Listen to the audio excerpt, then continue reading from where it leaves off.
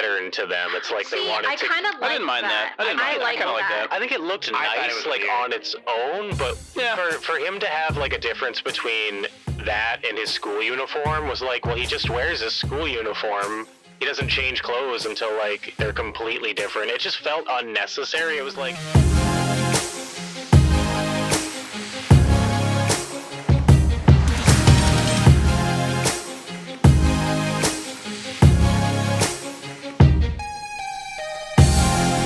Hey everybody, welcome back to the Anime Summit podcast. It's your favorite host with the most, Sam. And with me every week, of course, is Danny. Merry Christmas. And old Saint Nick. Fuck it, we ball. We ball. I didn't have any intro today. I don't know. Joining us this week is the homie from another. No, that was bad. It's a brother from another mother, right? The Toki from another Smokey. The Smokey from another Hokey. The homie from another. Hey, it's Earth from Anime Brothers. What's up? And my axe, I also didn't come up with anything fun to say, so, you know, go back to the well. And I'm on his side now. No, super happy Earthworm to be and here. Nick versus Sam and Danny. Dom and Sanny. Dominance. I said it wrong. It'd be funny if we're going through this review, right? And we're just like, yeah, I really like when they did this with the character, and Earth just comes in, yeah, but we must go through the minds of Moria. God. Hey, guess what? It's what date is it? It's the 22nd, 23rd, 22nd. 22nd. You're listening to this right now. You're on your way. The day it comes out. Yeah. You're on your way to work, or are on your way back from work. It was your last day. Or you got a real job and you got the day off. Shit. Yeah, and it's time to enjoy. I have a real job and I have to work that day. I'm Yeah, talking I have a to work. real job, Danny. White collar, Again, I have a American real Psycho job. type of job. Again, I have a real Oh, job. God, don't start. Not It's unless the you're on holidays. Wall Street, Danny. Only Wall Street is real, okay? And you're on your way back. You're listening to this episode. It's time for the holidays. Hell yeah. Next week is a radio hour, so we all have it off. We're just gonna put a radio hour up of our favorite LPs from the past year of 2023. So that's what you'll be listening to during the holidays, so we can have the holiday week off. That being said, what a cool review to end this year on with Earth. Really cool that you're with us to end this one. We're gonna talk about Yu Yu Hakusho on Netflix, the live action adaptation miniseries. As far as adaptations go, whoa, that's crazy. It's kind of wild. Kind of crazy. I'm not going to lie to you. But we're going to jump right into it. It's going to be really fucking cool. Okay, so happy holidays. Happy Hanukkah, which I think might be over already, I think. I'm not sure. Happy Kwanzaa. And happy Yule. And all that good stuff. Happy holidays. And don't tell anyone I didn't get Honey Bear anything for Christmas. Now, question of the week, Nick. Some. I didn't get her nothing. She's a little cat, dude. Don't worry about it. I was gonna get her the. You got her an avocado. There was a okay. It's an avocado. Thanks. Avocado. There's a bed. There's a pet bed, or you can use it as a cat or a small dog or a cat bed. But it's honey. It's Pooh Bear, Winnie the Pooh's honey pot spilled over with honey, Aww. and I want to get her that. When she's a honey bear. Anyways, okay, sorry. Aww. Question of the week, Nick. Get out of there before I fucking talk about honey. All right, this is from somebody named Earthworm. I just want to Okay. say, I'm not trying to hate on any of your listeners, especially not your patrons. That's a stupid fucking name. All right, I'm just gonna put that out there. Yeah. What the fuck? All right. You know, that's okay. They pay us money, so we'll say their stupid name. All right. If you didn't get the joke, that Earthworm is sitting right here. Same guy. You have to set. So the question is, you have to set your co-host up on a blind date with an anime character. Who would you choose and why? Oh God. For the co-hosts. This just sounds like a. Well, so Earth is here right now, so I'm make pretend like we're doing it for him too. So each person gets a separate one. Is that right?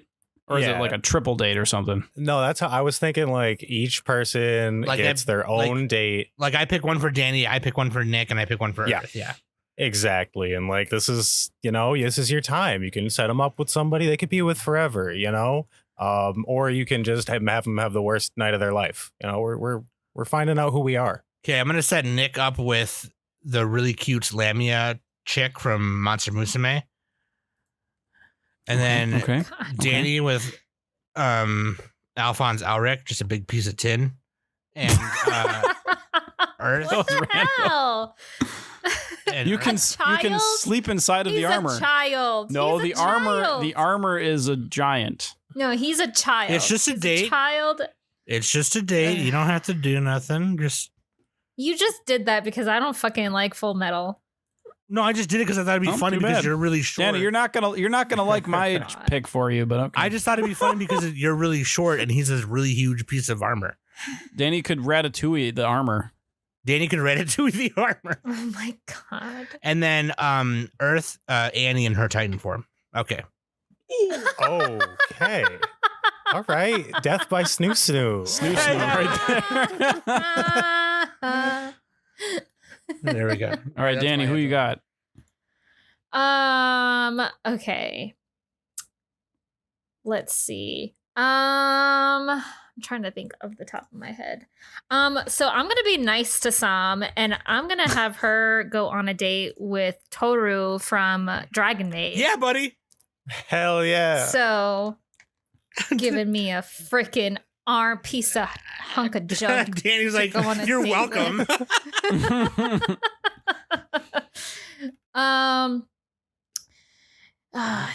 Nick. Do your worst. Strike me down.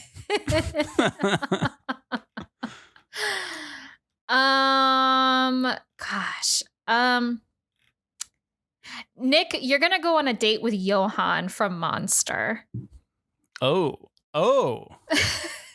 We're basically the same person. And then Earthworm.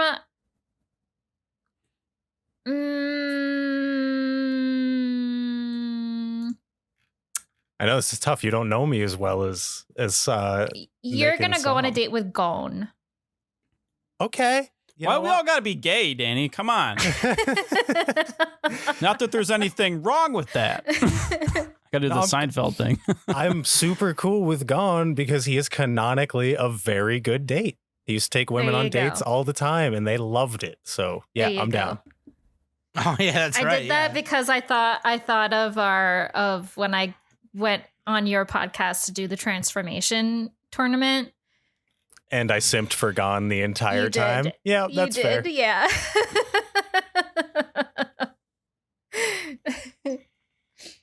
So yeah. All right, it's my turn. Yeah, Nick, you go. Oh god, I'm deciding. I'm on CBR right now, and it's so tough to pick Dude, all I'm these. scrolling down my anime list right now. I'm like, I did not expect to answer my own question. Oh, here we go. Nope, wait, nope, not that. Wait, nope, yep, nope, yep. Oh, wait. Oh, wait. Okay, you know what? I'm gonna be nice. Sam, you're going on a date with Hisoka from Hunter x Hunter. Yeah. I don't know what's gonna happen, but it's going Bunch to be of freaky spicy. shit, hopefully. Yeah. Danny, you're going on a date with Yumiko Jabami from that one show that you like. Ooh. Okay, I'll take. I was gonna stick you with Makoto from School Days. Oh no! I would have killed him. I'm sorry. I would have just fucking stabbed him. Kakaguri, that's the Wouldn't show even go name. on the fucking Kakaguri. date. I would just stab him. That's it. And then Earthworm, in the spirit of this podcast, you get to go on a lovely date with Botan. The only catch is you have to die first. All right. I think that's But worth then it. they'll resurrect you. It's fine. Don't worry about it.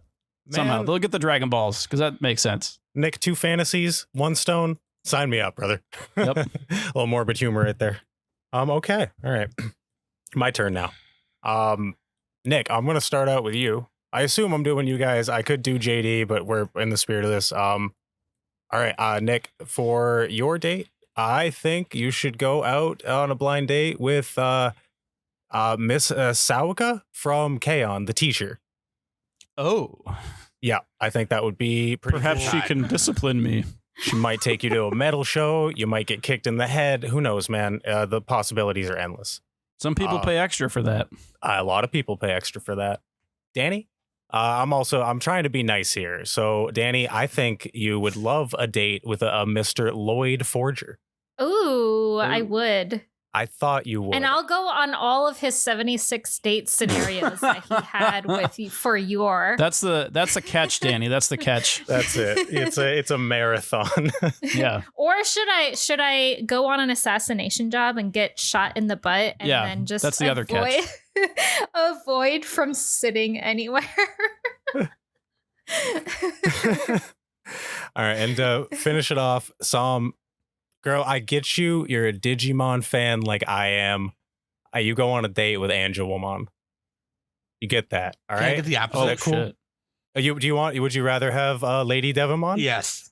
All right, I was thinking that, but I'm like Angelomon, she's classic. But I mean, I do. Lady Devimon it is. I mean, you know what? Just because of our shared love of Digimon, you get to thruple on this date. Bring Trisha if you want. What? Fuck it. A quapple. Wow. I like how I rattled off random ones for everyone, and then everyone else was actually trying to be serious. Earth, just really quick, if just for fun, just because we love JD and we wish him well on his new ventures. Who'd you set him up with? Oh, this is so like I'm gonna be nice because I could be, really mean, set him up with like a really dominant woman, which would clash with his personality. JD, you gotta give him some guff, but yeah. Yeah, but I'm just gonna give him his anime dream girl, and he gets Asuna from Sword Art Online. Oh, But like as an adult, so nothing's weird or whatever, Well, like, yeah. She's like basically an adult in the show, right? At some point, right? dude, an Alicization. Like later on in the show. Dude, an Alicization when she came in like Jesus, that shit was hard as fuck, dude. That shit was cold. It was so sick. She came in like Jesus. Let the archangels take her. The last thing the bad guys saw was the price tag. Anybody else watch Dracula Flow? All right, never mind. She was like, "Y'all have forsaken my word," and she killed everyone. You're a wizard, dude. Harry. All right, Danny, waifu and his bando. Let's just jump right in. Alrighty, waifu is Keiko Yukimura and husbando is Yoko Kurama. Yeah, I'm with that. Okay. I'm with that. I remember going to. My waifu, like one from the anime, like Yukina is my waifu. I love Yukina. I love dragon face announcer chick from Dark Tournament. Oh, she was. She was spunky. Oh man, no, Jury, was that her name? I think That her might be name her is name. Jury. Yeah, It was that Jury. sounds Earth would know. about right. But yeah, we got the broke woke bespoke waifu husbando. The bespoke one though is Toguro as the husbando for sure. Blech. I had to In his ultimate form. Ew.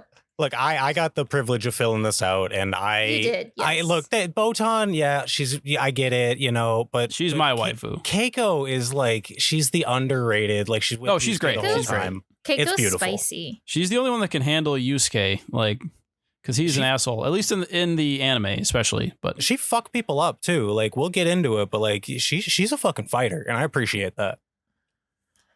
I'm also about that Genkai life. I'm not gonna lie to you.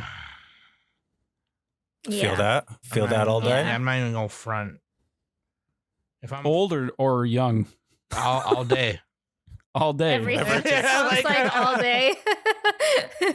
Sam will bring her some Metamucil for the date. Dude, that's what I'm talking about. You heard me, family. Like I ain't playing with you. What are you talking about? Hell Hey, Genkai, I brought your life alert right here. Let's go on a date. Oh no. Hey yo, I'm old, Yusuke. Yeah, dude. Yu Yu Hakusho live action Netflix review. Yeah, man. You know what? This came out. Okay, when did this come out? December 14th. So last week. About a week and a day. So I remember talking about this on the newscast, and I was like, "Oh, they revealed the portraits or whatever." And there was a lot of hubbub going around all the discords and the internet and Reddit of like, "Oh man, they actually look like they look like this. I don't like the way Kurama looks." Blah blah blah blah blah blah blah, whatever. And now we're here watching it. It's crazy. I didn't like how they looked real.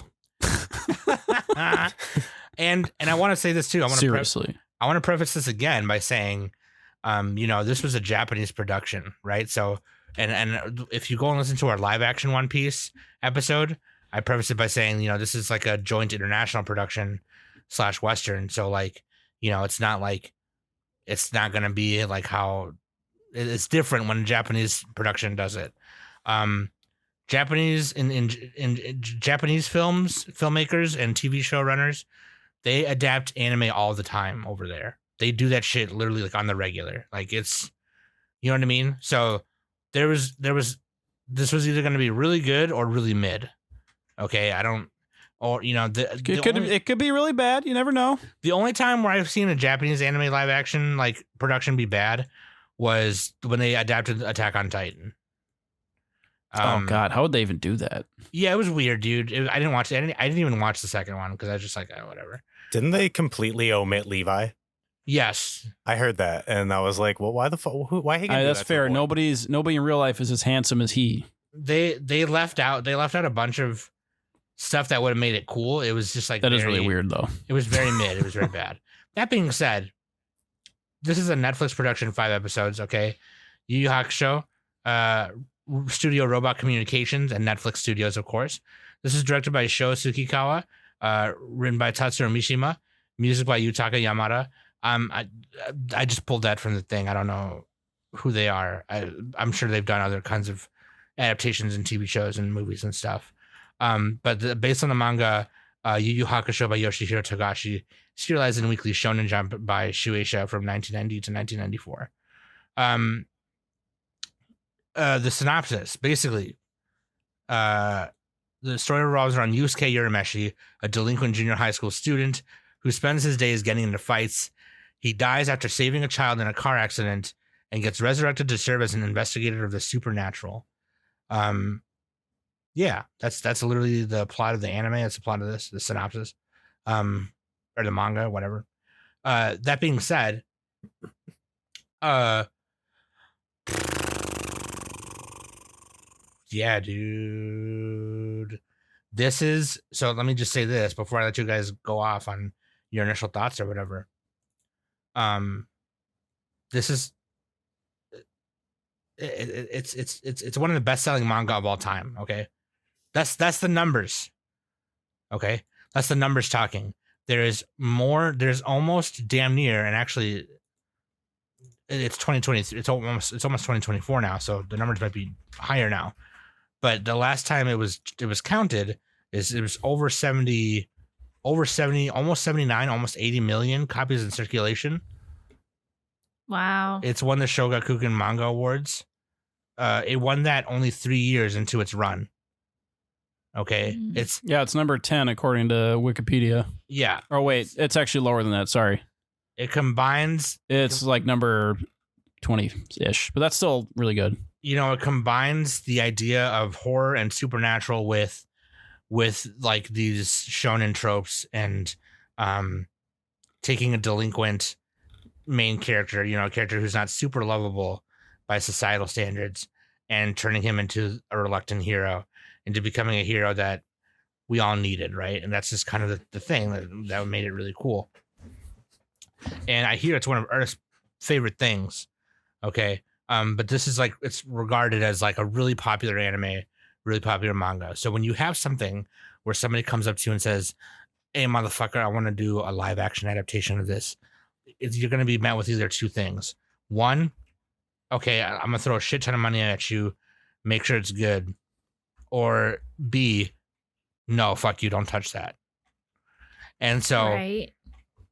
And so like, because it's a Japanese production, which I'm glad that it is, I'm glad that, I feel like Western writers have a tendency to like, "Hey, Yusuke, looking tubular." Yeah, they have a tendency to like rewrite things in certain ways. Cowabunga, dude. That would make it bad. Well, I feel like I feel like the story itself is it needs to be done by Japan. Like, yeah, there's a lot of Japanese things in it itself like yokais and Yeah. delinquents and things like that. That just make it like in Buddhist mythology and things like that. That just make it so it's like, it'd be better if it was just this. So that being said, initial thoughts. What do you guys thinking? Earthworm, I want to hear you last, just because. Okay.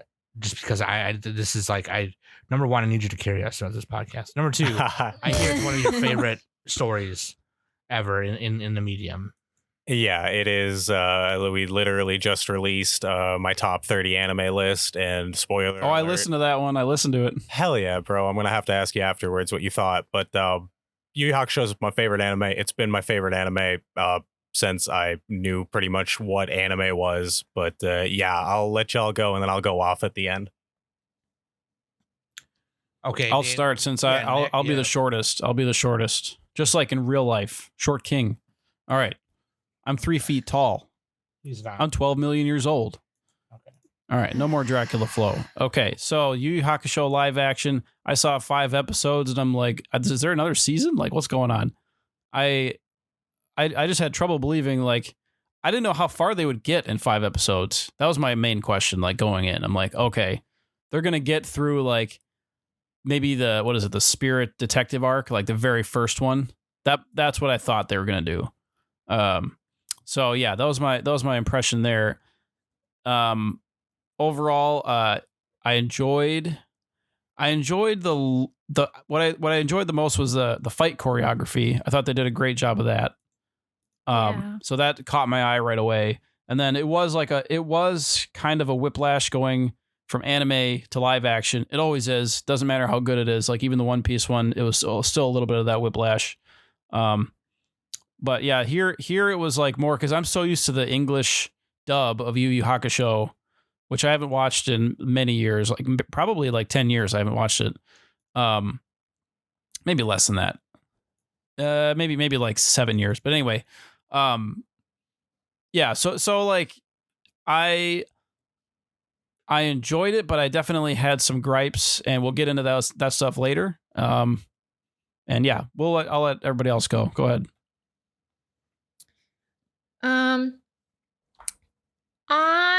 Does Danny or Sam want to go? I'm going. Oh, sorry, you were cutting for me on Discord. Yeah, you clipped a little bit. I really enjoyed the first episode. I think the first episode really started it off really well. Just like Nick, I kind of have some little gripes here and there that I wasn't really much of a fan, particularly more so on costume design for certain characters. And I mean, I'm with Nick. Like, I wasn't sure on what they were going to do with the story itself, like whether they were going to just do like focus on one specific arc. And they didn't really do that. They kind of like they kind of took like some bits and pieces from like the beginning of the show and like the Dark Tournament. I mean, it's not really a Dark Tournament, but like they just took the fight from the finale fight from the Dark Tournament. So, yeah. But I mean, overall, it was fun to watch. But I don't know. I think it was fine. I don't think, if I had to compare like between Netflix live actions, I kind of liked One Piece's live action versus this one. Yeah. So. Yeah, I thought the same thing. I thought the choice. I thought it was going to be like 8 episodes, like 8. Yeah. Like I thought that they was going to be like, and maybe it's just because I'm coming. 5 is a weird number. 5 is a weird number. Yeah. Usually it's at least 6. Yeah, like 6 or 8 or 10. You know what I mean? Actually, didn't the first Castlevania have like 4 or something? Yeah, but that was like a pilot, like test run kind of thing. They weren't sure how well it was going to do. Yeah, it's weird because Netflix, like they can kind of, it's almost like they can kind of do whatever they want. So just, you know what I mean? They just, are They got that buku money. because they want to produce, what's gonna work, I guess, which is fine or whatever. This was them dipping their toes in the water. So, like, do you know how they financed this? Like, because it's on Netflix. Did this Japanese studio just finance it all themselves, or did Netflix pay them a bunch? No, or what? Netflix did, obviously. It's a Netflix. Okay. Yeah, it's a Netflix produced They thing. paid them a bunch, but not enough for more than 5 episodes. I mean, maybe, I don't One know. Piece got like a bunch. I don't know the whole details. I mean, I know that they announced it in December 2020 when it was happening, but like, Oh, One Piece was 18 million per episode. That's a lot, actually. Holy shit! yeah, it's a I'm shit just looking ton. it up. Go ahead. I mean, you can kind of tell, dude. I mean, like some of the stuff and shit they were doing in this was crazy. I mean, Netflix productions, especially with like Cowboy Bebop and One Piece, they do not waste a dime. Like they are like, no, go all in. You know what I mean? Like, I mean, you saw it, but I'm that being said, I mean, I also agree that the first episode was fucking wild. Like it was like if you if it was your first time watching any kind of, live action anime and you had Yu Yu Hakusho, the original anime or manga under your belt and you were watching that, you'd be like, holy shit, that is what's up. You know what I mean? But yeah, Earth, what about you? What are your initial thoughts on this? So before watching it, after hearing it was coming out, And by the way, sorry, let me pause you again. By the way, after your initial thoughts, man, dude, just go off. I don't even care anymore. Like, just I want to hear the Earth rumble. You know what I mean? okay, all right, I'll do what I can. Yeah. So I heard about it. I knew it was coming out. It's the funniest thing that's happened to me in the longest time, because the day that Danny reaches out and asks if I would like to be on the show and review the live action on my podcast, I had went on a good 10-minute rant about how I don't care. I don't want to watch it. I think it's stupid. I think all live actions are stupid. I hope it does 3D good. PD scum. Yeah, just really tearing into the idea of watching it. And then Danny hits me up and is like, you want to come on the show? And I'm like, hi, fucking goddamn it. Okay, yeah, I'll watch it because I really like you guys. Danny was not asking you. She was telling you. She said, do you want to come on the show? But there's no question mark. And as the only Yu Yu Hakusho ambassador in New England, I felt it my duty to come on. I felt it my duty to come on. So yeah, but before watching it, I was thinking I was going to be the old man yelling at the cloud. I still don't. I think my sentiments at the end kind of echo Nick's about the Evangelion rebuild movies. I don't think it needs to be made.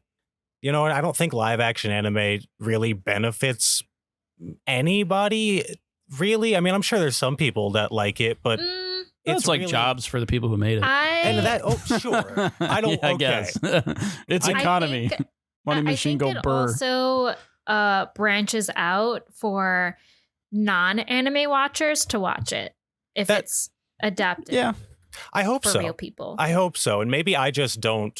I don't see that, because I am an anime fan, and that's my preferred medium. So I would always prefer to watch most shows as an anime or an animation. Right.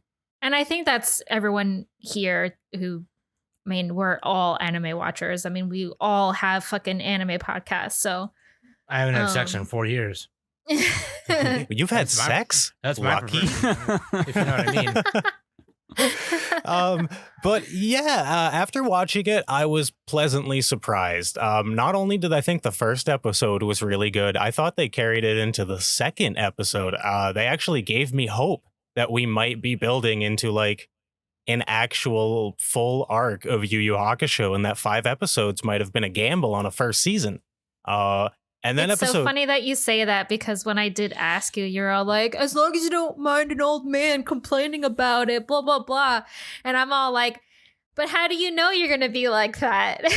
You Well, haven't even watched it yet. I was full on convinced because I've asked so many friends to watch Yu Yu Hakusho, and it always ends the same way. Yeah, I couldn't get past the first 10 episodes. It was really boring. What was the deal? Why was it a romance? And it's like, fuck you guys. That's the best part. And First episode's great. I think the beginning of Yu Yu Hakusho, it sets the foundation for the rest of the show. You do not have the rest of the emotional foundation. You don't have the rest of Yu Yu Hakusho without that first tiny little arc. And the live action gave us the first tiny little arc. The whole setup, everything. I don't want to get into too many details right now, but they got the Yusuke and Keiko kiss. You had all the tiny little things that all of my friends who like Attack on Titan and Dragon Ball Z, and that's about it, are like, oh, this show sucks because of that. They did that. And it gave me hope. And then episode 3 comes around, and then they started to really fuck with some stuff. But I will say, even though it's not canon to the original story, what I appreciate is there were no artistic liberties brought into Yu Yu Hakusho. If anything, they just took separate parts of the anime and like squished them together. So I appreciate that, like, everything that happened in the live action, for the most part, was something that happened in the anime, in the manga, what have you, even if it wasn't in the right order, or even if it was just 4 fights smushed together to make one big fight. Right.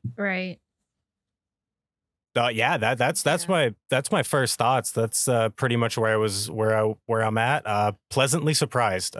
I usually don't like live action, but I found myself giggling and having a good time.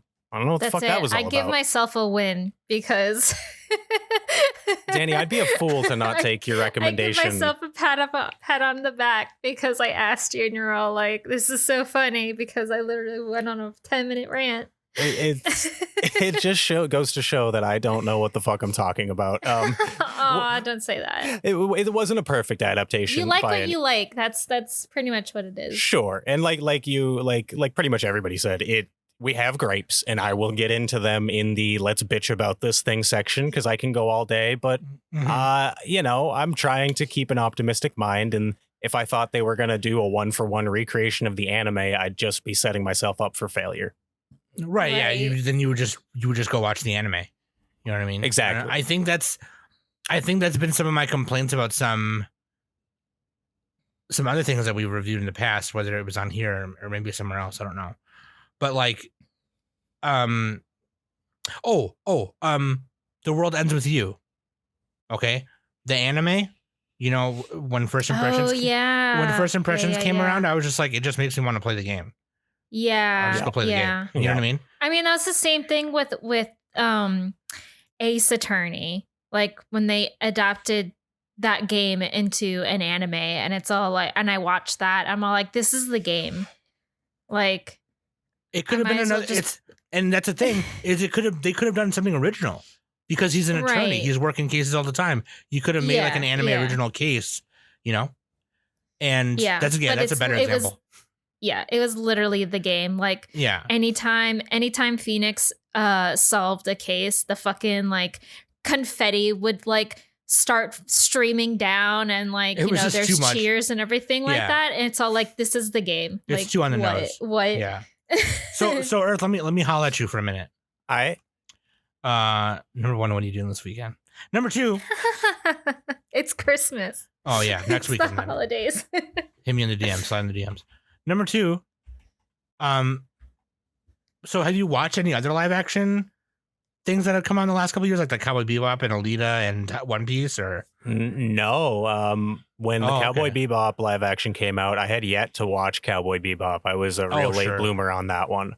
Okay. I've since watched Cowboy Bebop, and after hearing what everybody said, I have no interest in that fucking thing whatsoever. There's some funny memes from the live action, but yeah, like I've seen the memes, and whatever fuck nuggets or whatever Faye was saying. I don't know. It sounded bad. But yeah, I haven't. I've never had any interest in live action. Yeah, maybe I was jaded by Dragon Ball Evolution. I was really excited for that, and that really hurt me. But No, Oh, that's one of the worst ones. yeah, exactly. That and Avatar. The Avatar. See, those were the only two I had seen for the longest time. I was a bright-eyed, bushy-tailed young teenager. I was like, oh boy, my favorite things and people.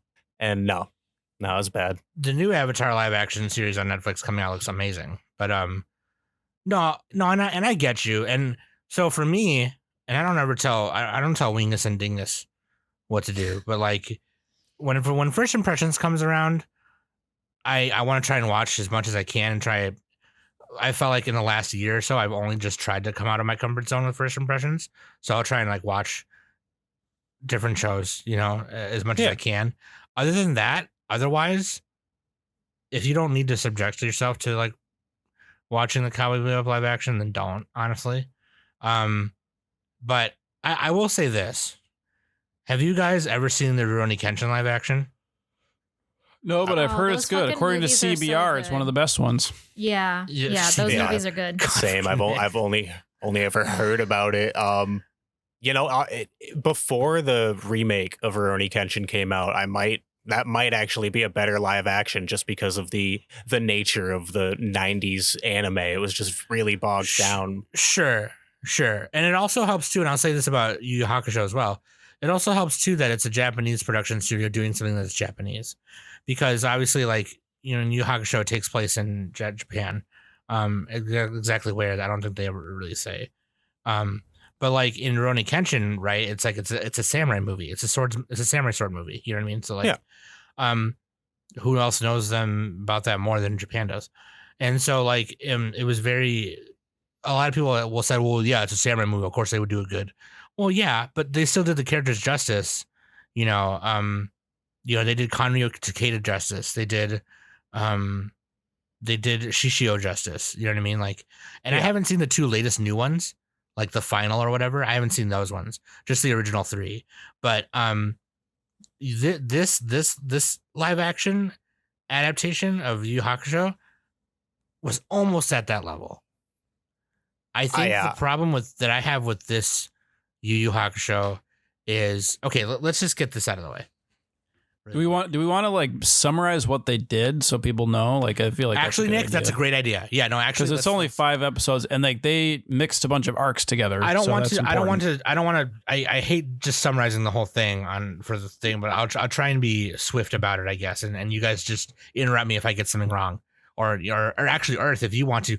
Basically, you summed up the first episode, which is, he gets hit by the car, saves the kid by getting hit by the car, and then Koenma and Botan are like, hey, we'll give you a Phoenix Down if you fucking become a spirit detective. That's a Final Fantasy joke. If you become a spirit detective, whatever. And he's like, he doesn't want to at first because, I'm a delinquent. I got nothing to live for. No one's going to miss me. No one's going to miss me because I'm a piece of shit, whatever. And then he realizes by visiting his own funeral, he realizes how like cared about he is, even by the people who like want to fight him all the time, Kuwabara. And like, he comes back and they tell him, hey, you're a bitch. You're a bitch. Get on this case right now, But yeah, obviously the first like visual poster that we saw, we were promised all 4 characters, right? So like, it's just kind of like, all right, so 5 episodes and we're doing this, huh? Like, so, the second episode, it kind of introduces them right away. That's like the first case he does, right? Is like he fights the big red yokai guy and then Hiei and Karama because they're like the bad guys at first. Yeah, so that part was actually faithful to the original, to the anime. You had the first episode, the whole arc with Yusuke becoming a spirit detective, and then it you're right, it went into him retrieving I can't remember what the objects, the 3 mythical items or whatever it is. Yeah, and that's why it was giving me hope. I was like, oh man, we're actually doing things in order. All right, this is cool, yeah. But then episode 3, it got fucking wonky. Sure, yeah, that's how it felt to me too. And episode 3 was when that's when they started kind of working in the Toguro stuff and because he was going to go fight Hiei. and then Yeah. he couldn't beat him because he is like really powerful and strong and fast and whatever. So then Koenma randomly is like, well, I got a homie named Genkai. Just go train with her. You'll be fine. Yeah. And then Kuwabara just like hops along. You know, he just comes along just because he's Vegeta. You know, he's like, I'm your rival and I'm going to go with you, blah, blah. And then they train for like 20 days. And I mean, I don't even know. It didn't really show. It just showed Yusuke doing the finger pointing thing for a while. The finger He got his stand. ass whooped by some like walnuts or something. Genkai threw walnuts at him. And then Those things hurt. she He tried. also started getting jealous of Kuwabara and stuff because Kuwabara was pretty much Yeah, she like, pitted them against he each was other to. literally like Kuwabara was really motivated into training, and Yusuke was just like, I'm too cool for school. Like, I don't need to do this shit. None of this is going to apply to my real life. I'm just going to work in the mines Yeah. like my dad. But like, and so like, you know, she made Kuwabara try and cut a rock with wooden swords or whatever. Which they never say why. He's just kind of doing it, and then it's like, He needs something to do. You gotta give him- he's- Yeah. what do you- And then she's about to leave, or then she's like, okay, well, your training's complete. I'm going to give you this special spirit thing, or spirit wave orb. And she gives it to him. And it's very much a Ryu, Ken, and Goken situation where he knows Akuma is going to come and kill him. So he makes Ryu and Ken leave and says their training's complete, even though it's really not. So she makes Yusuke and Kuwabara leave because she knows Toguro is going to come and, you know, Shank her. give her the business. And yeah, then she gets wrecked. They don't show that fight, which would have been cool to see. Yeah, the worst part is she gives Yusuke the spirit orb, and there's like no struggle to it. That was a bummer. Yeah, would like- agree. That might have been the worst part of the show. 'Cause honestly, they did the Genkai dirty in They this. did. Yeah, see, this is good because we're kind of giving our See, opinions I'm on gonna it, have- but- I will have the lowest score at the end of the day. I will tell you that much. And then, you know, the fourth episode rolls around and Elder Toguro kidnaps Keiko, but disguised as Hiei. So then that's how Yusuke goes to fight Hiei again. And they start talking. And then Kurama's like, yo, I skipped over an important part because Kurama wanted the mythical item to like save his mom or his human mom or whatever. And Yusuke helped him do it because he didn't want Kurama to lose his life over it. And so Kurama stops them both and says, Hiei wasn't the one who took your friend. It was one of them disguised as him, and we got to go and kick the ass because Hiei is also after this. We have the same enemy. And so Kuwabara catches up and he's like, hey, don't go without me because I'm really strong too, and I'm going to be stronger than Yusuke. Fuck you, mama. And then one of the Saikyo, the guy who like owns this really casino and fancy ass island where he's doing all the yokai bullshit. He wants all the flies, the fucking roundworm flies to come out of this abyss in the middle of town to fuse the demon world and human world together. And that's who Yusuke fights at the end of episode 1 is one of his classmates possessed by one of those flies. And they go to this island and he basically says, yeah, we got rich people here and we're going to have yokais fight each other and you guys can bid on it, bid on Toguro, bid on Yusuke, whoever you want. It's like it's like an underground fighting ring and dark tournament, quote unquote, not really. And then they go to this island and they confront Toguro and Elder Toguro and Bowie. Bowie's there, who looked really cool. And the fucking nail. Karasu. Pretty boy guy. Pretty boy masked Pretty- man. Pretty sure his name's Karasu. Yeah, Karasu. There you go. Yeah, Karasu. Thank you, Earth. That's why you're here. I got you. and so they like Danny had mentioned earlier, they basically that fight. You have to understand something, okay? In the Dark Tournament in the anime, and Earth could tell you better. In the Dark Tournament in the anime, by the time they get to that point, they've already done a shit ton of training. The 4 of them have. Yeah. They're already Yeah, like, on they've done another like level. 50 episodes of training, pretty much. Like, Yeah. they're doing already- missions and various side quests and everything, Yeah, exactly. They're already and working on, as a like- team and building their rapport and all that. Yeah, they're already on another level, right? So, they're going to this, a week in, 20 days in, 50 to 40 days in. I don't know, whatever that's the name of that TLC show the prison is. 30 days in, 40 days in, and wow, wife swap, whatever, and fucking Wife swap. they're going up against Toguro, and he beats the shit out of him. Yeah.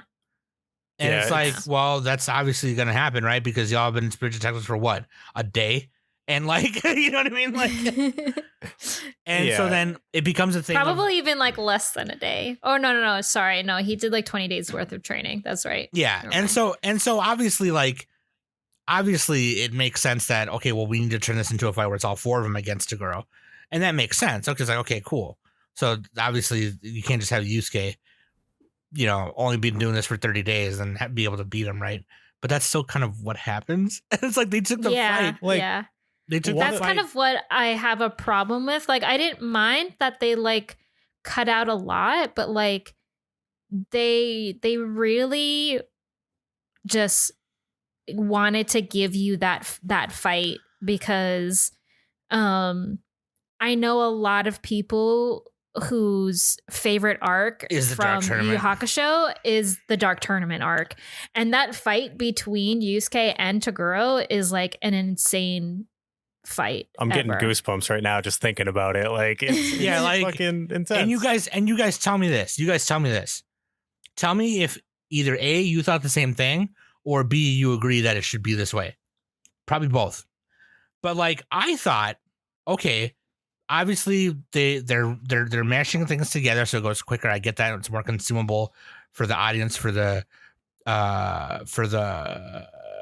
honey bear, the tuna, and the pacho, and the mochi. But like Gee. what I thought was the last 2 episodes, them going to the island and confronting everybody, was going to be the last arc of the Spirit Detective saga, Yeah. where I was when you hoping. first meet Toguro and all these, Dr. Ichiballs and whatever his name is. Yeah, that's what I thought it was too. I thought he was gonna throw the match. Yeah. Yep. Yep. Yeah, I thought and we were then- getting to season 2. They had me hooked by then because they had started changing some shit. But I'm like, all right, we can still make this work. And I was watching with my partner. And as soon as I saw Bui and Karasu, I looked at her and said, oh no. She's Yeah. like, what do you mean? I'm like, that means we're not getting a dark tournament. We're not getting any semblance of a dark tournament if they're already here. Yeah. So you knew. Yeah, that's kind of what I thought too. Like, cause the whole, like with Yukina thing, like that is like the intro to like Where- meeting the Toguro brothers and stuff. And how the Dark And- Tournament becomes a thing. Yeah. Yep. Yes. Yeah. So I was all like, oh, okay. I mean, so I guess we're gonna skip the guy with the flute and everything like that. Don't even get my Because that boy was- Rando. How can we Yeah. not get my boy Rando? Rando. What the fuck? Yeah. Coolest Yeah. character design in the show. So, and I mean, I was fine with that because like I'm a Yukina stan. So like that whole, saga of like Kuwabara and Yusuke saving or at least trying to save Yukina is pretty important, especially for Kuwabara because like he falls madly in love with her and everything. So like I didn't mind that. But like I'm like you, Earth. Like when I saw the Toguro team all together, I was just like, okay. So this is where they're gonna go. Okay, that's fine. Yeah. Yeah. I just, We're here. I don't know, man. And Earth, you tell me if that's what you thought. Like, it's just like, because like you easily could have made this, and like Nick said earlier, it's like a weird number, right? It was 5 episodes. You easily could have made it 8. Or make it 6 and have like one of them be the training arc. Yeah. Something. Yeah. Yeah. I mean, even you could have kept it 5 if they were to go do what we were all talking about and just like have this be the Toguro throws the fight from the anime. Like you do have a season 2, sure. You could have done what this chunk in 5 because like we're combining a bunch of arcs, but for the most part, I mean, I think they did a half decent job, you know, with combining the kind of first arc with Yusuke retrieving the items, tying that into like their first meeting with Toguro. I was still bought in. But yeah, it's just with I don't know that you could have given it enough episodes for the first season to like really satisfy people if you wanted to have only one Toguro fight. Yeah. Right. Yeah. Yeah. No, that's a I don't know, yeah. And we're probably starting to get into our nitpicks here, but okay, I'll say this. I talk too much, so I'm just gonna say what I really loved, and then let you guys go off, and then go off on everything else, and then we can get into our nitpicks. You can even get into your nitpicks right after I'm done. I just want to say this really quick. And I couldn't find who choreographed it. Okay, but somebody said earlier, I think Nick said it. The choreography was amazing. Yeah, the actors did a great job. Did they have stunt people, or did they all do their own stunts, or what? I'm sure they had stunt doubles. I couldn't find it. I'm sure Netflix will have like they'll upload to their YouTube channel and show us a behind the scenes thing soon. Hell yeah. But real quick, Sam, I want to ask you, because I know you're martial arts head. You watch martial arts movies. You understand. Am I wrong to say that Yusuke fought in a similar style to like Jackie Chan? Because that's how it felt to me. It seemed very so like they tried to do the delinquent thing, right? So like, you know, especially in that first fight in the first episode, it was very like delinquent. You know, use whatever's around you, kind of thing. But that's also very reminiscent of Jackie Chan, right? Because a lot of the time he's escaping a bunch of people, so he just uses whatever's around to stop a bunch of them at one time. That's where I was coming from with that. Yeah. I'm not very versed in martial arts movies or Eastern martial arts, but like, yeah, from a layman's perspective, it seemed very like Jackie Chan, like just use whatever's around you. And I appreciated that because Yusuke's never been a trained fighter in the anime. He's just a fucking brawlers. And I think they translated that pretty well. Yeah, from an on-screen martial arts perspective, it very much seemed like that. Like the way he slid under cars and through cars and you know, grabbed random things to protect himself really quick. Very Jackie Chan style, like on screen. And that's like attributed to Buster Keaton films, which Jackie Chan cites all the time. Interesting. Yeah. So like even that stuff was really cool, right? Like the fight with the big red guy, the big red demon guy. Goki. Yeah. He was stealing the children. I believe his name is Big Red Guy. That's Big actually. Red Guy, yeah. I'm doing the Nick style of naming characters. Big Red Man. I think you're looking for Clifford. Clifford. Fraser Crane. Was really cool, man. The Beast. You felt whenever something got slammed or thrown really hard, or whatever, you felt it. Like it was just like, oh like, you know, like obviously it's just a camera shake effect or whatever, but like, you know, they did it really well. And in leading that to me, that leads to the sound design, which is really cool. It was just really impactful. You felt and heard punches from miles away, you know, that kind of thing. It was really fucking cool. And I'll tell you this, maybe it's just the second half of the show that sucks, but like the really cool like choreo in those first 2-3 episodes kind of got lost on me in the last two. I don't know. I don't know, but I'd say the one bright spot, genuinely, like the one thing I can hang my hat on is good in the last like 2 episodes, especially the last one, was the fights. I really liked the Kurama and Karasu fight, the Hiei and Bui fight. Like they were exciting to watch, if nothing else. Yeah. And I was kind of hoping we would get to see, you know, Kurama and Hiei's like, you know, demon forms, rather, quote unquote, and we did, which was really cool. But I don't know, man. I feel like because the way it paced itself and the way it went down, I just don't have anything else to say. So I'm kind of curious. You know, on this pod, the three of us, we love Yu Yu Hakusho, right? So like, and it's for you, it's your one of your favorite stories ever. So I'm like, just curious to hear maybe I'm missing something else. I don't know. I don't know. What do you guys think? Nitpick wise.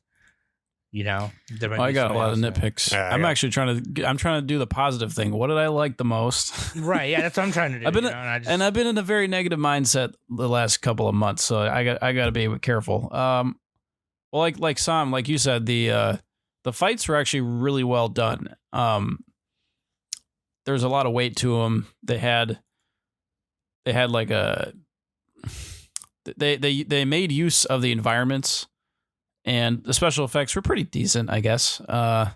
Considering it was I'm guessing this did not have like the highest budget. It probably had like Cowboy Bebop budget at best, maybe less, which was like Cowboy Bebop budget was supposedly for the live action was supposedly like 7 million an episode, give or take. So this one looked cheaper than that, I think. Am I wrong on that? This looked like maybe, I don't want to make up a number, but it looked right around that range. Because like some of the sets, like some of the backgrounds actually look kind of crappy, but some looked good. So I was like, okay, they put all the money into the fight scenes, which is good. But yeah. So I think because I have seen some older Japanese made live action anime movies before, and I think the special effects for this show wasn't bad. I'm referring to the backgrounds mostly. There's a few moments. I mean, honestly, like it just Glenma's looks- realm I that were don't- kind of like wonky. I don't know. You're talking about I the set don't- design, Nick. Yes. Yeah, some of the sets looked a little weird. Most of them were fine, but there's a couple of scenes I'm like, what happened there? Like, what was that? I mean, I don't know. I'll have to show you a screenshot later, but yeah. Anyway, Maybe if you give like some that one's kind of examples and stuff. a minor thing, but it did pull me out a little bit. But yeah. So like, I think the best parts were the fights. I think Kuwabara actually did a pretty decent job. He was like the most emotive out of all of the main crew.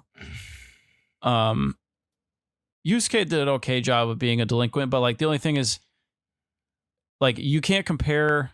Like no human can have the range of a cartoon.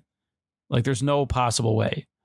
But like there's, I don't know, like I'm noticing like the mannerisms of the actors, like they do the Japanese mannerisms, and it just looks so live action. It doesn't look emotive like the cartoon. You know what I mean? And I'm just like, come on, I want Botan to be crazy, And like, she can't do that. Like, it would look weird in real life. It'd be like Ed from Cowboy Bebop. Like, oh, you can't do that.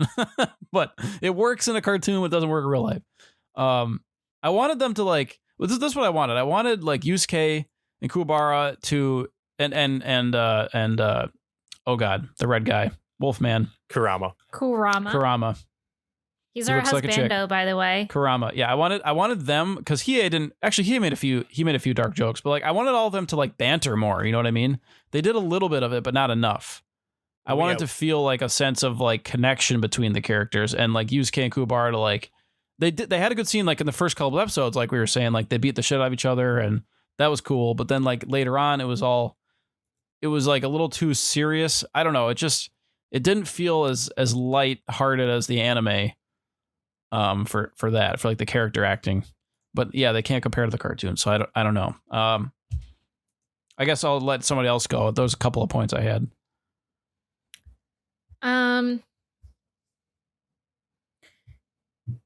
I typically mainly had an issue with some of the costume designs, particularly Looked like cosplay a little bit. Botan and Yukina. The things that bothered me the most anytime that they popped up on screen was their hair. I did not understand why Botan had this like weird half up, half down kind of thing. And it wasn't even like a half up, half down. It was like they took like a circle and just traced her head while making that ponytail and just let everything from the nape of her neck, from her hairline, to just like leave down. And they did the same thing with Yukina's hair. They left like these really long strands of hair just there. And then like the rest of it was like in a ponytail. It bothered me so much. I like hated it. I'm like, why do you have that? It was just so annoying. I was just like, why? I just wanted to like have my hands and just go into the screen and just fix their hair because it was driving me nuts. We're guys. Well, me and Earthworm are guys. We didn't even notice. I don't know. Like, yeah, I was just That's happy true. it was campy looking. Did you notice that, like the hair for Botan and Yukina's hair? Yes, it bothered me. Like, It was also really bright. I It didn't was care too for bright. the brightness. Like, I mean, it's whatever. It was fine. But just like the way that the hairstyle was, is just like no one. And I'm sure if you even Googled like Botan cosplays and Yukina cosplays, and their hair isn't like that. So Kurama's hair also looked like a really bad wig. Yeah, I did not care for that too much. I think Kurama's costume was the worst, honestly. Yeah, I feel like Kurama as a whole, as a character, is very difficult to portray in real life because Nobody's that man pretty. No one in Japan looks like that. It was weird how they made his like clothes have that ornate golden pattern to them. It's like they wanted to. I didn't mind that. I kind of like that. I think it looked I thought it nice, was like weird. on its own, but Yeah. for him to have like a difference between that and his school uniform was like, well, he just wears his school uniform. He doesn't change clothes until like they're completely different. It just felt unnecessary. It was like, we have to let you know that he's secretive, spooky Kurama now and not cute Shuichi. Yeah. I don't know. That didn't bother me so much. Like, I kind of liked the more snazzy design for him. Because for me, that got the sense out of me that Kurama is this. Whenever I watched the show and Kurama was on screen, Kurama to me is more flamboyant than any of the other three. So the fact that they jazzed up his outfit made sense to me. So that didn't bother me so much. He didn't act flamboyant enough, though. He didn't. No, you're right. He In the show, he was like such a smooth character, you know? Yeah. At least from my memory. Yeah. They all like the thing that got me was it was hard to differentiate their traits, each of the four. So Yusuke, Kurama, Hiei, Kuwabara, like they all are very distinct in the anime, but in the Yeah. live action, they felt a little bit too similar to me Yeah. because it was very serious. It falls into the trap of live actions where it's like you just have to be super serious and gritty because it's live action. Yeah. I wish there was more like joking around, you know? Yeah, like especially with Kuwabara, because Kuwabara is like the idiot. Well, I mean, I don't want to call him an idiot, but like You're not far. He's- You're not He's wrong. the delinquent. Yeah, he's the He's the kind of- lovable. he's He's kind of he's the one-track-minded. himbo. he's the doofus. He's the himbo. Himbo, Yeah, that's he's a the great- himbo. that's a great He's the term. doofus. Yeah, there you go. Yeah. That's the politically correct. He's not an idiot. He's a himbo. Okay. Yeah. Which, oh my gosh, like honestly, I think Kuwabara's costume design was the best one out of Yeah, he had a good and everybody. his actor did as best as he could. Like, I mean, the script they gave him, right? Personally, I mean, I liked how Kuwabara looked. Like the actor alone was very good looking. They changed the color of his sword because I think yellow wouldn't work in live action. It'd be too hard to see it, mean, personally, I think which is fine. They did the same I'm thing for okay Star with that. Wars too. They had to change the I'm okay lightsaber with color. that. It doesn't matter to me. Like that didn't bother me. Yeah, I mean that's So- just something people are gonna nitpick. Be like, oh, his sword wasn't yellow. Blah. Well, But it's like you can't mean- see yellow on a screen that well. But also, Kuwabara's hair wasn't orange. Yeah, That did that's annoy fine. me a fine. little bit. I'm not gonna lie. Like, he was blonde. Like, what do we just? Do a little- people Well, in Japan okay, so actually dye their hair orange sometimes, or do they do That- just the blonde? So from what I know, when you want to be a rebel in Japan, you just bleach your hair. Yeah, you just dye it blonde. Like, So yeah, but that is is it their actually like red? quote unquote rebel, like I want to stand out kind of thing. It's probably a design choice in the anime where it's like, let's give him red hair because that stands out from the cast. Oh yeah, You can pick him out in a crowd. yeah. He's the orange guy. You know, he's the but people blue in and orange Japan guy. don't actually have like, well, I don't know. I'm guessing they don't use a lot of red hair, or they don't dye it red a lot. So this is where my delinquent I'm guessing. expertise comes into play. There you go, Sam. Sounds like I believe I may be of service. Cracks knuckles. So, first of all, their Yusuke and Kuwabara's mannerisms in a live action, that's like live action delinquent movie Behavior? 101. Yeah, like if you ever Yeah. watch Crows or Crow Zero or Drop or High and Low, it's very much like that voice, that kind of like it's very exaggerated Yankee, like like if I were to ask like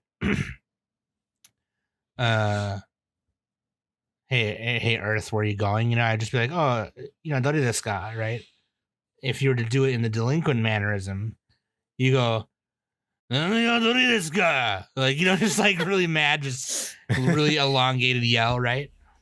And then in Drop, actually, it's really funny that we're talking about hair and hair color, because in Drop, the main guy, who's kind of like a weak guy, he's kind of a wussy. That's the whole plot. Is he's like, he dyes his hair red. He shaves his hair, he buzzes it, and then dyes it red. And then so all his classmates are like, "What are you doing? What's wrong with you?" He's like, "Yeah, I'm dropping out of this school today. I'm transferring to this school because that's where all the tough guys are. I'm gonna be a delinquent because I'm a badass."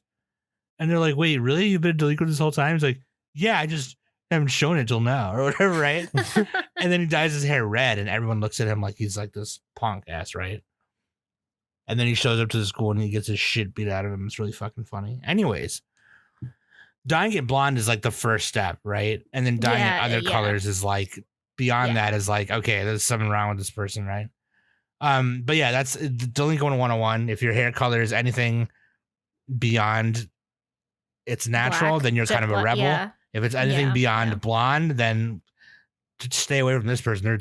They like tattoos and smoking the weed and whatever, you know what I mean?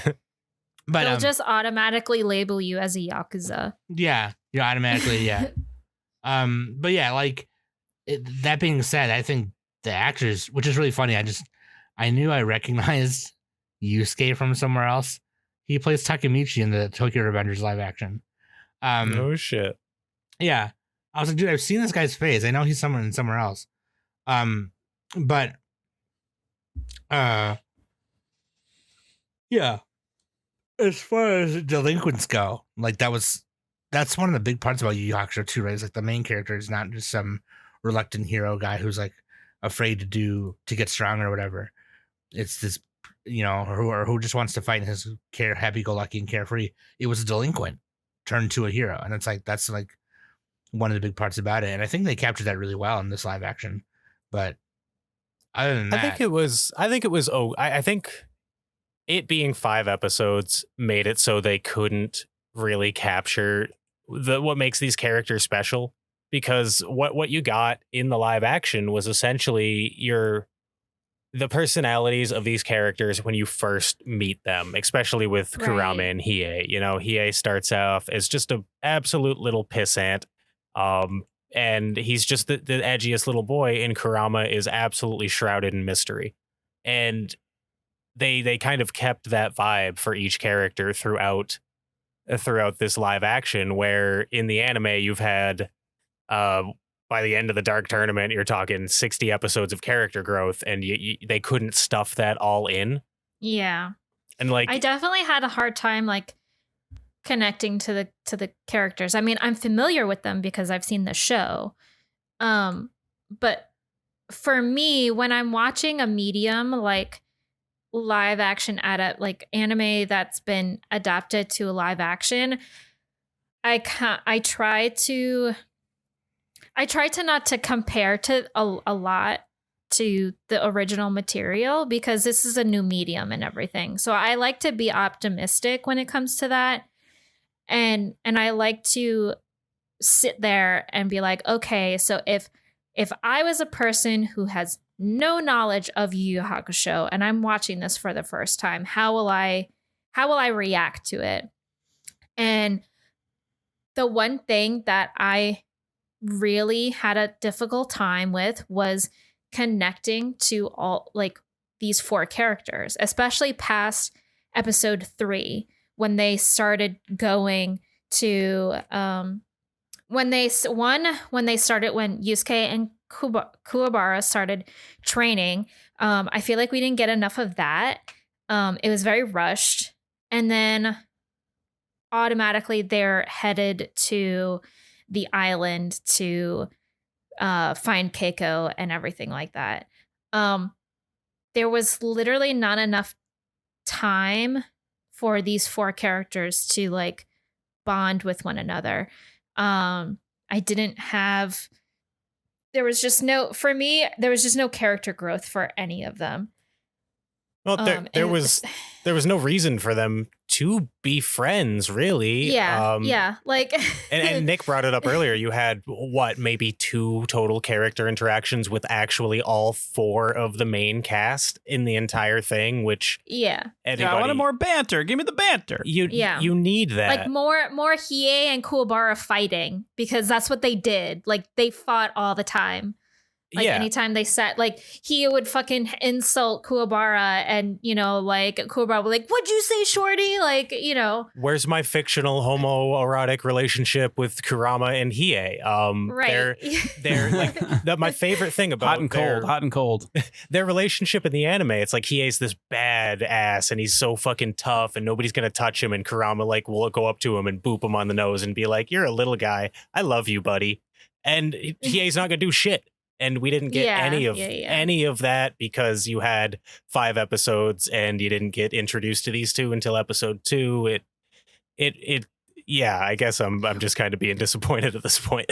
Another thing that I thought. Well, and that's what they did well in the One Piece live action. You could tell they had fun like filming it. Yeah. Yeah. And this, it seemed like they were so focused on the fights, which they did great. But yeah. Another thing that I thought that they were going to do was like kind of end it with the Hiei fight, because in the show, like Hiei does kidnap Keiko.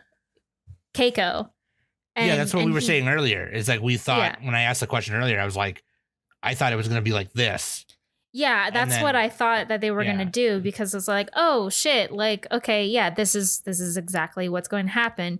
And I was kind of excited because we were gonna be able to see like Hiei and that with like the eyes all over his body and stuff, and then him also giving an eye to Keiko, and if Yusuke didn't defeat Hiei, then Keiko would become a demon and stuff. So I thought that's what it was gonna do, but then all of a sudden the elder Toguro just transformed and into his original form. Just like, oh, okay.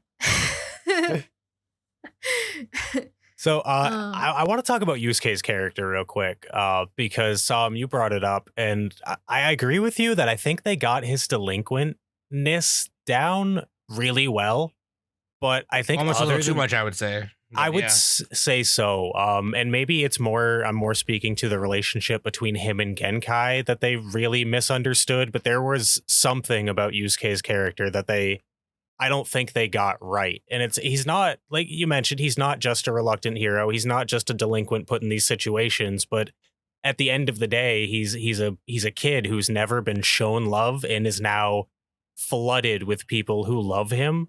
And he has no idea how to deal with that. And he keeps pushing it away. And that's why, in the anime at the end of the Dark Tournament, he's miserable back at home because he's not fighting for his fucking life and he's not doing all these crazy things. And he just has to be a normal dude. And I think they went a little too, in the live action, they went a little too, I have to do this for my master. And yeah, I mean, he did defeat Toguro for his master, but he did it for himself fundamentally. And she was your master for 20 days. Yeah, like you didn't have the connection in this, and they used dialogue from the show to like convey these things, but I don't think it doesn't work if you didn't do the show the same. If you weren't already a fan, exactly, you don't understand that Toguro is what Yusuke could truly have become, and just how close this man was to like shutting his heart out, and I mean how impactful Kuwabara's near death was. I mean it was done in the live action, but it didn't feel right. And this is a very big nitpick, but you didn't get a mulberry is a tree and Kuwabara is a man line. And that's a bummer for me. There's a lot more of the Keiko Yusuke interaction in the anime too. Yeah. Where like she grounded him a lot more in that than compared to this. Yeah, but I mean, they didn't have enough time. I just want to go real quick and just say one thing. Like, if they changed like two things, this would be a lot better. If they just didn't give Yusuke the spirit orb right away, right? And if they did like what we were thinking, where they had them fight Toguro the first time, and he throws the fight, and it goes from there. And it's they like did Genkai season better, 2 I would say too. Yeah, Genkai better. Genkai would still be coming up alive, next, though, if that was the case. You know, like and so three things. So she'd still be alive. If they just did that and like they did everything else similar, I think it'd be a lot. I would have liked their choices a lot more. I get why they did this the way they did. Like, if it's like, okay, if you have to kill Toguro in 5 episodes, like I guess they kind of did what they had to do. Probably right? the best way they could have done it. Yeah. Yeah, that might have been their ultimatum. It's like, you got to fucking kill Toguro in 5 episodes. Fuck. Well, maybe they did that too, just because they thought maybe they won't get renewed for a second season. But I'll tell you what. Well, now it's like I would have been excited for a second season if you had done it the way we said it. Well, and you could still have a cool badass Toguro battle, you know, like just don't kill him. Yeah, exactly. And then he'd be coming back for the next season, like scarier than ever. That'd be sick. But at this point, like no lie, if there is a second season and they're like the chapter black, I'm gonna tell you guys no when you ask me to review it. Like you're gonna do this again. Like that's my favorite. By the way, that's my favorite. Before arc. It's awesome. That's my favorite arc. That's an underrated arc for sure. That's underrated. Like, I'm not gonna watch that. No, if it's popular, I will watch it. If CBR tells me, I will watch it. And let me just say this. And you guys if you guys want to keep going, you can. I'm just gonna say my final thoughts right now. And I know Danny said that she tries not to compare him, which is like, that makes sense, right? Because it's a new medium. It's for a wider audience to make it more consumable and all that stuff. I get that 100%. But also, like, if that's the case, then make sure you're doing it for that. Right. Because doing it right. You try. Okay. You guys know Mortal Kombat, the live action, the first one, the original one. Yes. Oh, the fucking 90s one. It's been a minute since I watched that. Remember the sequel, Annihilation? Yes, it was so bad. Awful. I love it. Yeah, it's so bad it's good. But like the problem with Annihilation is like Mortal Kombat, Ultimate Mortal Kombat 3 and 3 just came out at the time, and so they were just like, okay, we got to throw all these characters in there. And they just tried to throw so many characters in there. The hodgepodge, the ensemble. Yeah. Some of the strongest characters got ganked. They just died right away. Some of them were in there for 2 seconds and they were gone. You never saw them again. What the hell was that? Scorpion. Where's Scorpion? Hashtag where's Scorpion? And you got to limit the number of characters. Yeah, and so I think they did a decent job limiting the character number in this. Honestly, they gave Motaro a fro, dude. Okay, anyways, but that's beside the point. But like, in this case, I'll just say this is my final thought. Ready for this? Ready? Mira carbonas. Pero sabes que One Piece live action, right? It's 8 episodes. They packed a lot of it in 8 episodes. They changed a lot too. They did a lot of changes. They did a lot of changes too, but like a lot of it more faithful to the manga than the anime. But like they fit the whole East Blue saga in a little under 8 hours. And well, not only that, Oda was heavily, he was heavily involved in the making of the live action One Piece as well. Like, well, and again, I'm comparing a Japanese one to an international one, and obviously, correct. And I don't know I don't know how much. I read somewhere that Togashi was a lot involved with this one too, but I don't know how much. But let me just say this: the way it's not the fact that One Piece was 8 episodes and it was just because it was longer. It's the fact that the changes they did make were smart enough so they could fit them in 8 episodes. And they made sense, yeah. And it made sense. They Tetris them in there. They didn't just stuff blocks till they fit. They Tetrised the story in there perfectly. Where does this block go? The square hole. What about this one? That's right, the square hole. The square hole. They changed the changes they did make. The changes they did make made it more exciting for live action because like they revealed the Garp thing right away. The last fight with Garp and Luffy was really cool, and it was like that was part of it. And it the fact that Kobe was who he was, and it just worked. It worked very well. The changes they did make made it so the blocks fit perfectly. Where in Yu Yu Hakusho, everything's a square hole. They didn't put it in the square Everything's hole. a square hole. Everything goes in the square hole. It did not fit. They tried to put. Please just play that sound bit. No, I don't even know what you're talking about. You're making. I'll link it. It's on YouTube. I'm not gonna put it in there. You're trying to put. That's like trying to put Sasquatch's dick in a Cheerio. It just was like it didn't work. Like, it just was like, you got my dick in a Cheerio right here. What am I gonna do? That being said, production wise, like some of the set design on the island seemed a little off to me. Like Nick said, that's what I was saying earlier. Yeah. Yeah. Not necessarily the parts in the town and cities and stuff. That part in the spirit world where like Koenma's home base was, I thought all that was really cool. But like the warehouse part at the end, the mansion at the end, it seemed like, I don't know, it kind of seemed like it was pretty plain. Like they reused some older set and then zhuzhed it up a little bit. That's it. Yeah, I don't know. Yeah. But like I could be overly nitpicking that. But like other than that, I thought the actors were really cool.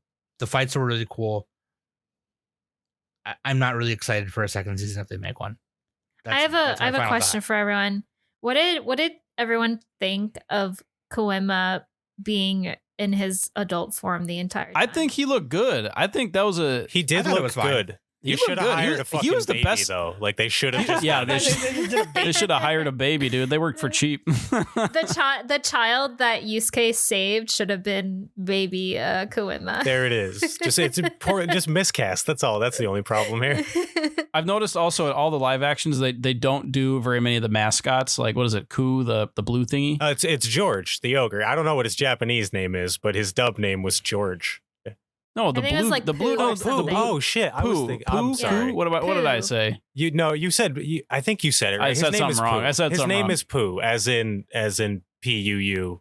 Yeah. Puuu. Yeah. So then the same thing for One Piece. They didn't have Chopper, but I don't know if he was introduced yet. But anyway, they announced him for season 2. Oh, he's in there. Chopper shit! I don't know what they're gonna do about that. The sagas they covered in the live action One Piece, he's not in them.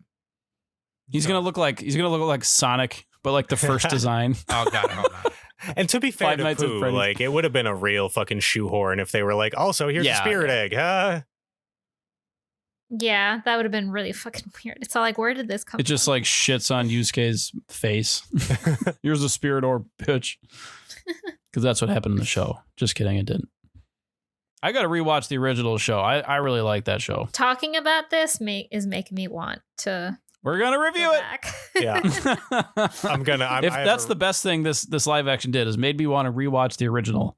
Maybe I'm skipping ahead to some final thoughts, but at the end of the day, go ahead. If this gets people interested in Yu Yu Hakusho, and this gets just interest going all around, and maybe we get a reboot or something, we get more Yu Yu Hakusho shit on the horizon, then all right, cool. I'll take this as a fucking win. You go ahead and put fucking Frieza in it if you want, as long as it benefits Yu Yu Hakusho, the franchise, the IP. Yeah. And whatever you do, if you watch the anime, watch it English dub. True. God tier dub. It's so good. It's up there.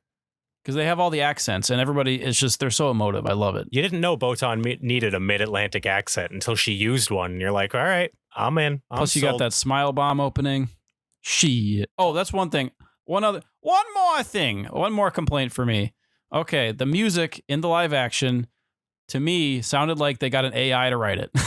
It sounded so unremarkable. I was disappointed. Yeah, it was just kind of a guy with a fucking synth who just learned what bass was. Yeah. He's like, oh boy. To be fair, it's hard to make good music. I get it, but They played like, Smile come on Bomb for now. a little bit, and then I was gonna say the first guy who got And I know infected it's was probably a listening pain. to it. It was probably not feasible to license all of the music from the show. yeah. Which sucks about music that you should be able to do it. They should just fucking make that shit cheap, bitch. Okay, but all right. Anyway, for real though, it's 4 I fucking don't know. songs in the entire show. The OST is like Yeah. 4 fucking songs. They could have afforded that. I don't know. Couple I don't know. $100. I mean, I would have paid for it if they would have. Music is like insanely expensive, apparently. Let me just say one Even more. to play it like once, it's like, holy shit, that's a lot. Let me just say one more thought real quick before Danny gives her final thoughts and Nick gives his final thoughts. Some more is somebody just said, I think it was Danny who just said it. It made me want to go watch. It makes me want. I just want to go watch the original anime or read the original manga. And if that's kind of the thing, then you did a bad job. If it makes you want to go revisit the original material, then it did a bad job. Now, on the other hand, it's like a double-edged sword. It was kind of it was 50-50. The first couple episodes were good, I think. Yeah, and it's kind of a double-edged sword too, because maybe it's so bad that it does get people into the original. So then that's a good thing, right? But that being said, like with One Piece, I enjoyed the live action and anime. Well, I haven't really seen all the anime, but in the manga differently. Just like I enjoy kick-ass movies and the comics differently. And You know like what I mean? Scott Pilgrim, both of them. Yeah, Scott Pilgrim. I enjoy all 4 mediums: the game, the anime, the movie, and the comics. I enjoy them all separately. And maybe that's kind of a weird one because they're all different in their own ways or whatever. But like, and I still haven't seen the new OVA, by the way, the 2018 Yu Yu Hakusho OVA. I haven't seen it yet. But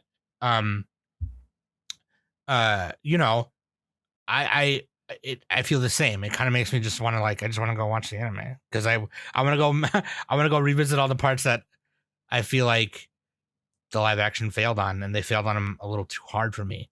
You know what I mean? Even though it was really cool, like a lot of it was still really cool. Don't get me wrong. I'm kind of with Nick on that one. It's like the first 2-3 episodes were like, okay, this is wild, right? This is cool. But then they just mucked up the last part of it. You know, I don't know. Anyways, I'm done. I know I said I get my final thoughts ready, and I keep going. I'm done talking. Just go ahead. Get me out of here before I'll take this out. Jesus Christ. God. Nick, do you have And here's any- another thing. Oh my God. One more thing. Let me check my notes. Sorry, yeah, go ahead. Sorry. Nick, do you have Old man anything yells at else? Cloud. Oh, dude, I hope they make a Final Fantasy adaptation so I can say Old Man Yells at Cloud. Somebody write that down. All right. I've never played Final Fantasy. All right. Final thoughts. I think I've said everything I could say. I do appreciate the anime more now, and I probably even like it more when I rewatch it. Let's see. Yeah, I would say that my biggest flaw is like they changed those 2 things. You know, the Spirit Orb Genkai, the Dark Tournament Toguro. If they fixed those a little bit, it'd be a lot better. But I did I think the actors did what they could, like with what they had. I mean, with the script they were given, they did a pretty decent job. Especially, I think Kuwabara was probably one of my. Who's the bad guy with the gun? What's his name? Who was hosting the The guy betting? who played Psycho? Yeah. He was hosting the Squid Game. He was hosting the Squid Game. Yeah, that guy. He did a pretty good job. Yeah, he did a good job. I liked him. I actually also like the fat rich guy. What's his name? Like purple suit guy. His name is. Yeah. He was very emotive. Like it was exciting to watch him squirm. I like the monster that chased Kuwabara around. That was like a Stranger Things ass monster. I was like, oh shit. Yeah, like a demigorgon or some shit. Yeah, demigorgon, some shit. He's gonna go upside down. Yeah. Fuck. But yeah, Kuwabara rolled a D20, ranched it. That's funny. Yep. And he rolled a he rolled a D20. I never said what he got. Yeah, hey, he rolled a nat 20, yeah. He just rolled it. Yeah, so I did like a lot of like separate aspects, and even in the episodes that had like the really bad parts, I liked parts of the episodes. So it's kind of like a 50-50. The only thing is like the soundtrack is huge for me. So like they didn't pony up for the original soundtrack or make new stuff, like kind of like the One Piece did, where they made like a couple of new songs that were pretty catchy. That was big, and then the Rush, not having the characters coalesce better than they did in the original. So Sure. I wish they would have done some of those things, but the fights were great. Overall, it was pretty. It was like okay, but it was heavily flawed, but it definitely had some worthwhile moments. So that's my final thought. Yeah. Are we doing ratings at the very end? Yeah, I don't know if anyone else has any more last minute things they want to say. No? Yes? I just want to say two things that I didn't like, and then I'll get off. I'll be real quick. All right, Earth, you give us the final thing, and then we'll. This is some real fanboy shit. This first one, but I didn't like the fact that Yusuke had his green uniform the entire time. I didn't realize this until watching the live action. Oh yeah. His clothes signify kind of where he is in life. Every time he's in the green uniform, he's fucking miserable. But when he gets to put on his karate fucking outfit and go fight demons, he's like fairly blue happy. Pants with his yellow tank top or whatever. Yeah, like he's comfortable with himself, and I think they should have done the wardrobe change for the last fight to signify that, a little show don't tell. But that's that. And then the last fight, I know they had to do it. I was super bummed that they added all of the people fighting with Yusuke. That kind of defeats the purpose of Yusuke fighting Toguro. He's supposed to be. I mean, at this point, like when they didn't have enough development and bonding time for all the characters, like there was no realistically. Yusuke wouldn't have been able to defeat Toguro by himself. Yeah. Like, absolutely not. Like, for the way Toguro is so powerful, especially like when he threw the fight in the anime and stuff and told Yusuke, meet me at the dark tournament kind of thing. Like, you have potential, man. You need more training. Like, realistically, like that, there's no way. Like Toguro would have fucking murked Yusuke and literally threw him around like a rag doll. He could have literally eaten him if he wanted literally, to. yes. So I'm sorry, were you finish your thoughts though, Earth? No, it was really just, and Danny's right. It would have seemed like such a power jump to not have the whole group fucking help out. But like that's kind of the whole deal. That's why Yusuke and Toguro fight. It's not to defeat Toguro. It's Yusuke kind of battling with himself and choosing the path of, the path that Genkai has laid out for him, the path of friendship and love, rather than the path that Toguro chose. And maybe that's something that doesn't translate to somebody who hasn't watched it. The anime, that is, probably doesn't. But for me, big anime fan, I felt that they kind of missed the mark on like why Yusuke's fighting Toguro. But that's it. Right. That's all I got. Yeah, I agree. The motivations were a little bit simple in the live action. Very much so. But I mean, this is the thing. Like, I don't like to give people like too much credit for like their limitations, because at the end of the day, like we only have whatever product we got, right? True. It doesn't really matter how hard they tried or like how much they liked it or whatever. But I think like given their limitations, they probably did like the best they could, you know? Yeah. So I don't want this to come off as I'm hating anybody behind the production that worked hard on this. I think they did a fantastic job. But even besides that, so like if you had to like I was saying earlier, like if you had to do a couple of those story beats that they did it like in a way that made sense. It just didn't fulfill our expectations based on the anime. So yeah. And I agree with you, Earth, that the significance of that fight, because it wasn't just Yusuke and Toguro, it kind of lost its meaning in the live action. And I understand that it, like I had mentioned earlier too, and like how Danny just mentioned it now. Of course, it wouldn't make sense because the power scaling and the time they had to train. He's already way more powerful than, he's already way more powerful than them. By the time the dark tournament comes around, like I said earlier, they're already on another level, right? So, but that being said, I agree with you 100% on that. And but that again, right? That would have been more reason to have him not die and then set it up for the you know what I mean? Like, okay, all four of them fight him, and they realize, oh shit, we ain't shit. Yeah, I'm just going to assume they had to do what they had to do, So absolutely, yeah. Absolutely. That's my guess. Yeah, but anyways, Damn you, capitalism! Damn you! Let's score it. Let's score it. I'm going to the only place not tainted by capitalism, space. Yeah. Let's score it. Let's do Nick, Danny, Sam order, NDS order, and then I want Earth to give to have the final say in the score, just because. Okay. Yeah. Well, hopefully people have higher scores than me. Okay. So like I was saying, it was kind of a 50-50 coin flip. I liked a lot. I liked some of it less. I would say this, to make it simple, the first 2 episodes were pretty great, and the last 3 disappointed me. So I'm going to give it 2 out of 5, so 4 out of 10. That's my final score, just to make it simple. That might seem like a really low number, but for me, that just means it's like a bit below average. But like it had good elements to it, so like I don't want to crap on it too much. Like I think it's worth checking out, but it is disappointing. So let's see, 4 children's souls out of 10. Oh God. There we go. Delicious souls.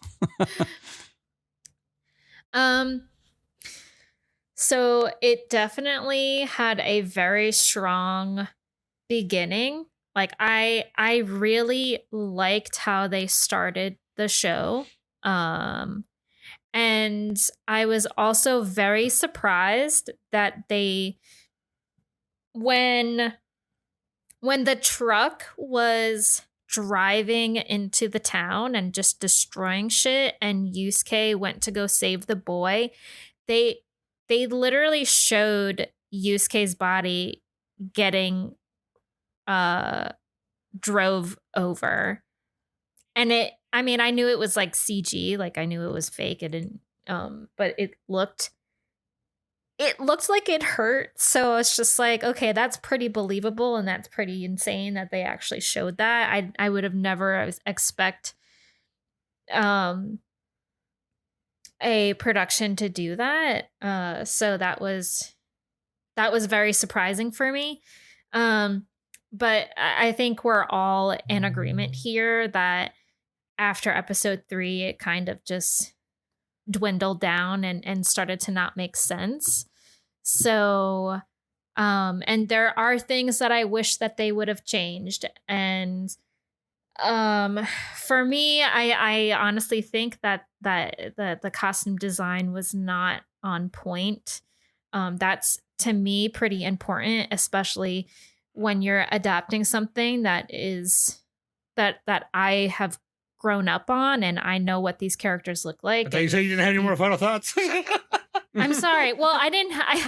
Everyone else was talking, and I didn't give my final. Oh, I thought you did already. So. Sorry. Go ahead. No. My bad. Now who's accusing Danny of filibuster, huh? I thought she did. That was my bad. Anyway, costume design. yeah. Yes. So that was just like a big downer for me. So for my rating, I and also, but I did enjoy it. It had really good choreography, and again, I think we're all in agreement on all the key points that we have spoken about for the last like hour and 45 minutes. So for my rating, I am going to give it a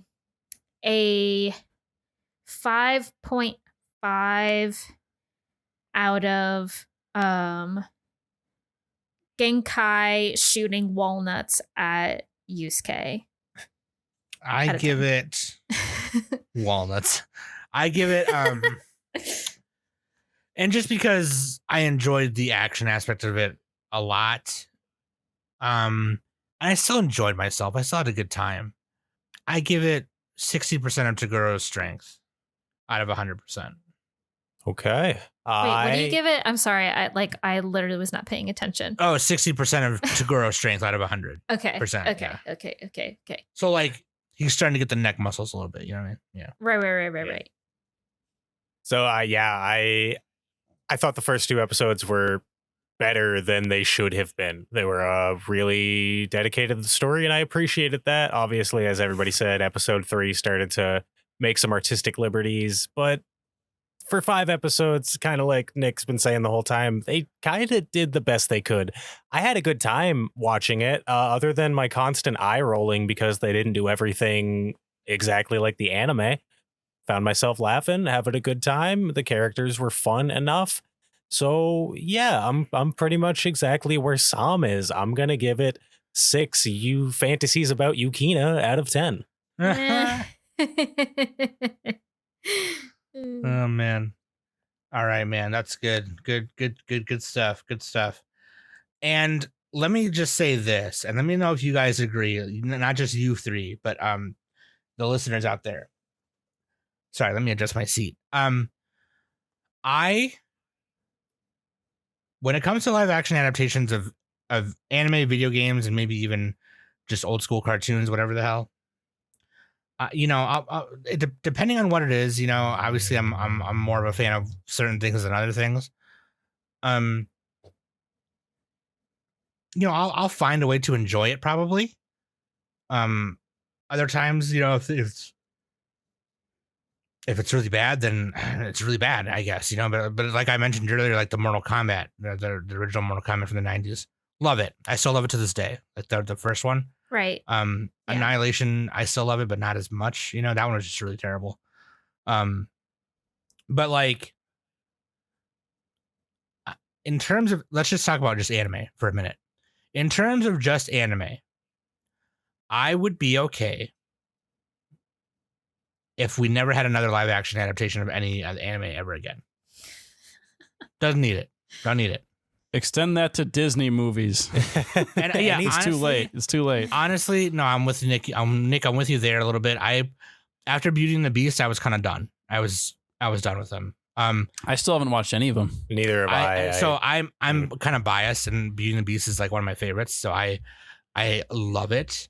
I loved Emma Watson doing her thing. It was so good. So good. She was so good in it. So yeah. good. And the design of the Lumiere and Mrs. Potts in them was god tier. It Chef's was so kiss. good. Yeah, it was really good. Chef's kiss. There's some anime that could be like Monster could be live action. Any of the Urasawa ones, right? Okay, sure, but I just don't care. I don't. It doesn't need it. Yeah. I don't need it. You know what I mean? Like it just just go watch the original. You know what I mean? If I were to pick, like if you said, Sam, you got to pick one more anime. Live action Fooly Cooly, Sam. There you go. God. No, dude, no way. Live action. That is an affront to God. Like live action K-On. I could probably think of one or two of each kind of medium that maybe I would be okay with. Like, okay, yeah, fine, do these, but after that, no more. But other than that, my opinion, don't need them. I agree with yeah, almost all remakes, most of them, but capitalism will continue to go. So capitalism. And same thing. You know what? Let's extend this to Magic the Gathering. Stop it with all the universes beyond. Okay, make your own damn stories. All right, everybody write new stories. I agree with that. Bring out the new ones. I agree with that. Stop fucking mixing all these properties together. I don't need fucking Marvel in everything. Just because Magic Like, wants seriously. to be Weiss really bad because they suck now. This is now a fuck capitalism cast.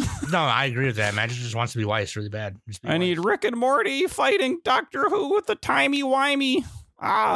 A legendary creature. It's dumb. The 10th I will Doctor. say to like bounce off what Sam said, I would say I would be okay with it as long as they have the original creator as a Oh yeah, like One Piece. Yep. like heavily involved, like an executive,